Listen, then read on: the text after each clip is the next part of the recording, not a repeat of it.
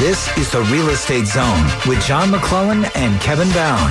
Call them with your questions. 512-836-0590. Guys, speaking of the phone, we do have lines open, 836-0590. Let's go to Nick in Cedar Park. Hey, Nick, thanks for calling. You had a question for us. Yes, I have a question. About 3 years ago, I bought 4 acres in Liberty Hill, an established community, a small gated community. We bought the 4 acres for $90,000.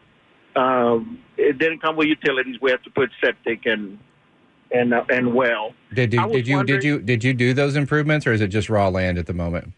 At the time, it was raw land. We're fixing to build. I was just curious if the price of the land like that has improved over the past 3 years. I mean, like I said, we paid $90,000. We thought we had a good deal, and we feel very, very good about the property. We really like the property. I was just curious, what was the market now? Yeah, let me ask you a question about the community. And is it governed by an HOA? Is it mandatory HOA? Or are there any specific deed restrictions in there? Yes. So like no double wides or manufactured homes, anything like that in that area? No. It's a small gated community. All right. And do you know approximately how many lots are in that community? I do not. Gosh. Just take a wild guess. 500 or 550? No, I would say probably 60 to 70. Okay. All right. Kevin, what and do you then thought? Also, one question that there's a lot of variety in this parcel size. There's a variety in values that's dependent on trees out in Liberty Hills. Does your parcel have some nice big trees on it, or is it and oaks, not cedars? Yeah, or is it more? No. Yes, I do have old established oaks, and a lot of the lots in the neighborhood have old established oaks. Yeah, so that's going to be very much desired, a premium feature. And so basically, I'm looking at what has sold in the last year in that size range of parcel and what's active now. And I think, we would want to do a little more time to study your survey and take a look at those things. But I would think that you definitely are somewhere in between $150,000 and $200,000 in value. Yeah, and remember, Nick, and I don't know if you listened to the show before, one of the things we really talk about is, remember, your house depreciates. The land is what appreciates. And the more land you can buy with the house acquisition, and so you have, the bigger the land ratio is to the whole transaction, the better, right?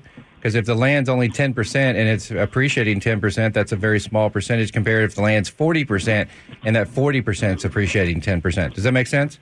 Yes, sir. Yes, it does. Yeah, so it quadruples what your true what your effective appreciation rate can be on a property. So, having that 4 acres, and as you well know, Liberty Hill, even going out to Bertram, is absolutely exploding.